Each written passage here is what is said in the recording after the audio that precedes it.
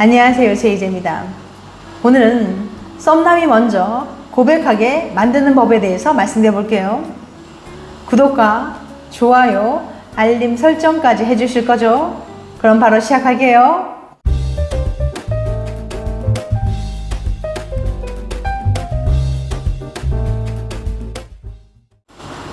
왜 연애를 못하지? 누가 와도 괜찮은 여자인데 연애를 못하는 분들이 있어요. 외모도 준수하고 성격도 좋고 다른 특별한 문제도 없는데 이상하게 남자가 안 꼬이는 거죠. 이런 분들의 문제는 관심남이 있어도 행동을 취하기보다는 마냥 기다리기만 한다는 거예요. 남자가 먼저 다가오지 않으면 연인이 아닌가 보다 하면서 혼자 조용히 마음을 접어버리죠. 하긴 남자가 먼저 용기를 내서 대시를 하는 게 사회적 통념에 걸맞는 일반적인 그림이긴 해요. 그런데 이거 아세요? 남자의 용기를 믿고 정말 아무것도 안 하면 죽을 때까지 연애를 못할 수도 있습니다. 왜냐하면 남자는 생각보다 훨씬 소심하기 때문이에요. 소심한 남자. 사람의 구애 행동에 대한 연구가 여러 건 있어요. 그중 몇몇 연구에서 한 가지 흥미로운 사실을 발견할 수 있었습니다. 서로 호감 있는 두 사람이 아직 연결고리가 없는 단계일 때 먼저 행동을 개시하는 건 남자가 아니라 여자라는 거죠. 생물학자 티모시 포퍼는 자신의 연구 사례를 분석한 결과 여성이 먼저 행동한 경우가 무려 3분의 2로 추정된다고 밝혔어요. 다만 그것이 잘 드러나지 않는 아주 미묘한 행동들이기 때문에 겉으로는 마치 남자가 먼저 대시하는 것처럼 보인다는 거죠. 예를 들면 좋아하는 남성과 가까운 자리에 선다거나 그 사람을 가만히 응시하는 정도의 행동 말이에요. 정말 별거 아닌 것 같죠? 하지만 남자에겐 여자의 호감 신호를 부풀려 해석하는 경향이 있어서 이런 미세한 행동도 충분히 효과가 있었어요. 남자는 둔해서 눈치채지 못할 거라고요? 그건 뭘 모르시는 말씀. 남자는 여자가 보내는 신호를 상당히 민감하게 잡아냅니다. 계속 신호를 보내는데도 반응이 없다면 원치 않는 신호라서 무시하는 경우 혹은 용기나 요령이 없어서 행동을 개시하지 못하는 경우가 대부분이에요. 그가 다가오게 하는 법. 남자가 용기를 내서 여자에게 접근하기 위해서는 일종의 격려가 필요합니다. 내가 다가가도 차갑게 무시당하고 망신당할 위험은 별로 없겠구나 하고 생각하게 해줘야 한다는 거죠.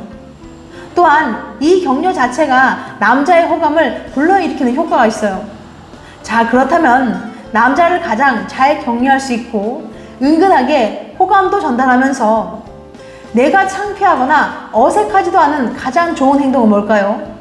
그건 바로 상대 남자와 눈을 마주치면서 웃는 거예요. 중요하니까 다시 말할게요. 미소 플러스 눈맞춤입니다. 둘 중 하나라도 빠지면 안 돼요. 눈만 마주쳐도 안 되고 웃기만 해도 안 되고 꼭 둘을 같이 하는 게 중요합니다.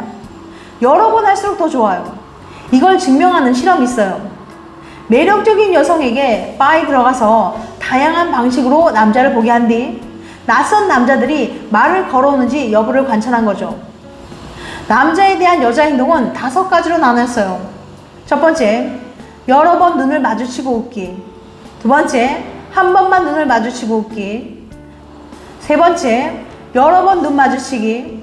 네 번째, 한 번만 눈 마주치기. 다섯 번째, 다른 곳을 내려다보며 웃기. 이 중 가장 효과적인 행동이 뭐였을 거라고 생각하세요? 정답은 바로 1번이었습니다. 1번 행동에서 남자들의 접근 확률은 무려 60%였어요. 다른 4가지 조건에서는 20% 미만이었는데 말이죠. 즉, 눈맞춤과 웃음이 결합됐을 때, 그리고 이 행동들이 여러 번 반복됐을 때 상대 남자가 접근해야 할 가능성이 엄청나게 높아진다는 거예요. 1980년대 실험이지만 사람이 감정을 주고받는 방식은 그때나 지금이나 똑같아요. 2012년 연구에 따르면 사람은 타인이 자신을 똑바로 볼 때 가장 흥분하는 경향이 있어요. 의외로 서로 마주보는 기간은 흥분 반응에 별 영향을 끼치지 않았습니다. 또한 뇌 영상 연구를 보면 똑같이 눈을 마주치더라도 상대가 무표정할 때보다 웃을 때 뇌에서 감정을 담당하는 부분이 크게 활성화된 것을 알 수 있죠. 오늘 말씀드린 걸 정리해 볼까요? 첫째, 여자가 먼저 행동하는 건 이상한 게 아닙니다. 오히려 그런 경우가 훨씬 많아요. 남자들은 소심해서 격려가 필요하기 때문이죠. 대뜸 고백을 하라는 게 아니라 아주 미세한 행동이라도 먼저 해보시라는 거예요. 둘째, 남자의 접근을 유도하는 가장 좋은 행동은 바로 눈을 마주치며 웃는 거예요. 여러 번 반복할수록 좋지만 어색할 정도로 오래 눈을 마주칠 필요는 없습니다. 눈 맞춤 시간보다는 빈도가 더 중요하다는 거 잊지 마세요. 자, 이 정도면 호감 있는 남자가 생겼을 때 어떻게 해야 할지 몰라서 가만히 기다리기만 하진 않겠죠? 행복한 연애 하시길 바랍니다. 연애의 발견. TV를 켜면 눈이 참 즐겁습니다. 예쁘고 잘생긴 사람들이 알콩달콩 사랑하는 모습을 마음껏 볼 수 있거든요. 드라마나 연애 예능 프로그램을 보면 연애세포가 깨어나는 느낌이 들어요. 아, 나도 저런 연애 하고 싶다 라며 마음껏 상상을 해보기도 하고요. 그런데 이런 TV 프로그램들이 여러분의 연애에 나쁜 영향을 미칠 수 있다는 거 알고 계신가요? 에리얼 대학의 아비라 레이저 교수는 TV 시청 습관이 연애에 미치는 영향을 알아보기 위해서 188명의 커플들 대상으로 직접 연구해봤습니다. 교수는 사람들에게 평소 TV 시청 습관과 하루에 TV를 몇 시간 정도 보시나요? 어떤 프로그램을 자주 보시나요? 그 다음 현재 연애에 얼마나 만족하는지 물어봤죠. 현재 연애에 얼마나 만족하나요?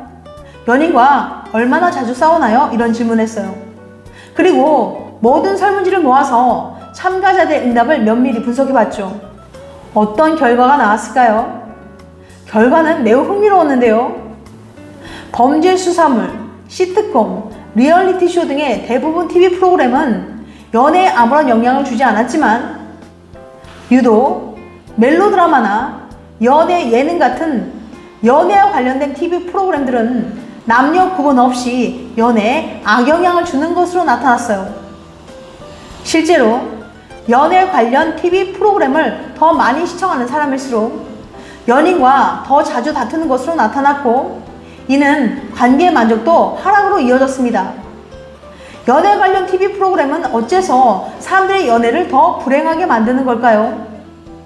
연구를 이끈 아비라 레이저 교수는 연애 관련 프로그램의 위험성을 이렇게 설명합니다. 연애 관련 TV 프로그램들은 연애의 모든 부분이 아닌 예쁘고 행복한 면만 보여줍니다. 그러다 보니 보는 사람들로 하여금 연애에 대한 높은 기대와 잘못된 환상을 심어주기 쉬워요.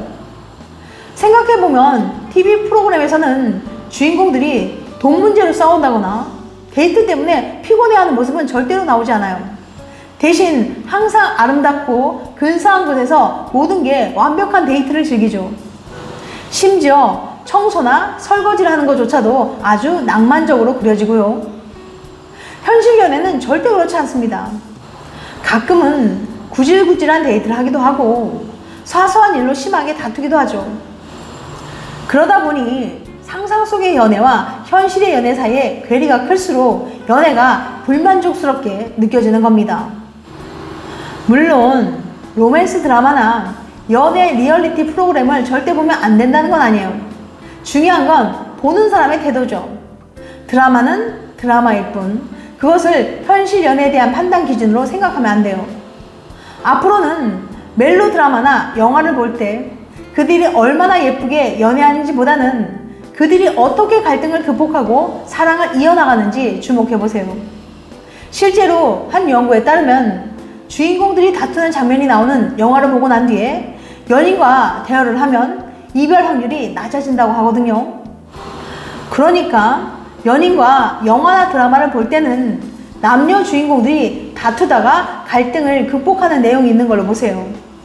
지금까지 썸남이 먼저 고백하게 만드는 법에 대해서 말씀드렸어요. 다음엔 더 재밌고 유익한 영상을 찾아뵐게요. 끝까지 시청해주셔서 감사합니다. 다음에 또 봬요. 안녕.